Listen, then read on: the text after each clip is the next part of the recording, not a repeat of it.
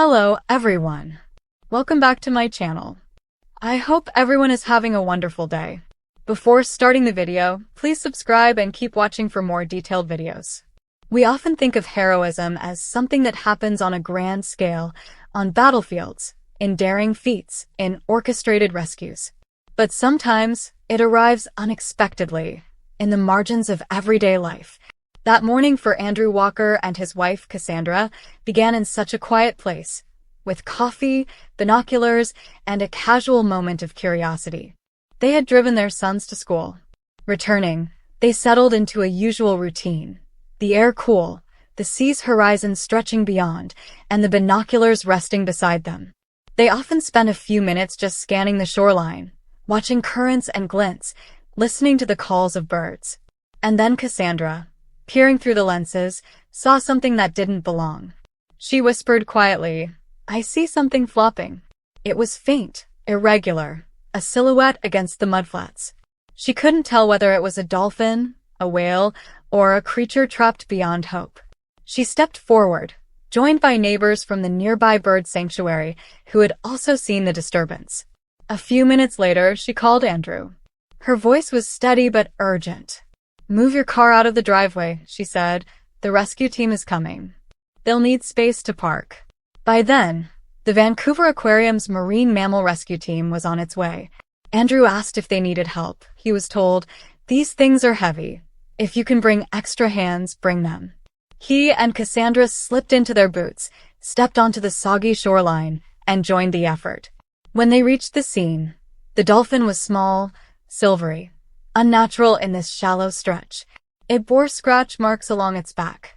It lay alone, far from its pod, isolated in a place where dolphins rarely venture. The rescue team suggested it had been chased, perhaps attacked by an orca, and forced into this perilous zone. They set to work. Using tarps with handles, they carefully propped the animal for transport. The group, rescuers, neighbors, the walkers, took turns carrying it across treacherous mudflats. Because the Walker home had direct access, they funneled the path through their backyard and driveway. Each step was delicate. The mud threatened to pull at their boots. The animal's weight strained arms and hearts. Every breath was a silent plea. They made it to the rescue van. The team sedated the dolphin, trying to ease pain, stabilize condition, and give it a chance. The collective hope pulsed in weak beats. Every person there watched the creature as it drew oxygen and time. But by morning the news came. They received an email. "Thank you for everything, but she did not make it." A somber hush fell. Despite the professional care, despite the urgency and compassion, the injuries were too severe. The wound, they would later learn, may have stemmed from trauma inflicted by an orca's pursuit. Andrew reflected on watching her eyes, gentle and widening, the softness behind the wild. He said he saw kindness there, a vulnerable creature asking for mercy. He admitted he had hoped for a different ending, one of healing, return to ocean spray, reconnection with her pod. In the days that followed, the walkers received messages from the rescue organization, expressions of gratitude and sorrow. They shared photos and updates with neighbors.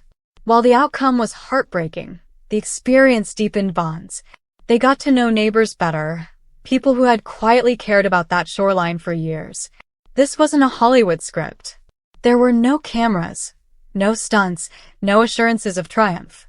It was real, raw, full of human hands and heavy hearts. Andrew said it was unforgettable, not because they saved the dolphin, but because of how it made them feel.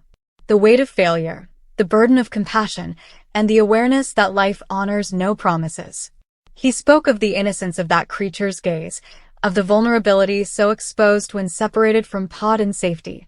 He spoke of the beauty that still lingered, even in pain. The scale of life asks all of us sometimes. When you see something in need, will you step forward? He acknowledged the rescue team's professionalism, the neighbors' willingness, and Cassandra's courage.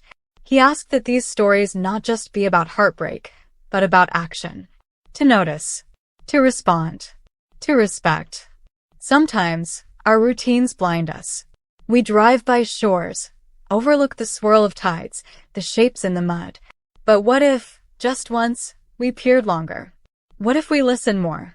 Because in that moment, Andrew and Cassandra saw life clinging to hope, saw something wild, saw a chance to intervene. And even though the ending was sorrowful, the beginning mattered. The decision to try, to stand by, to care. There is a lesson in this. The fragility of life is always present. The spaces between safety and danger are narrow. We owe to each other a kindness not always asked, a solidarity not always easy, and a willingness to step into discomfort for someone else's chance.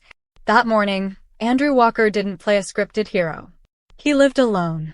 Not perfectly, not triumphantly, but sincerely, vulnerably, with a heart open enough to feel the weight of a silent plea from the wild. May we each be so moved when a creature, human or otherwise, drifts into danger. May we not turn away. May we not assume someone else will act. Because sometimes, all that remains is the act itself, reaching out, bending low, giving time, lending strength. In the silence after, the memory lingers. The image, a silver body in mud, arms straining, eyes kind, hearts aching. The echo, life matters always. And that is a rescue we can carry inside us, long after the tides have swept away traces. Come back to our channel for all your updates. Thank you for watching. Please subscribe to my channel.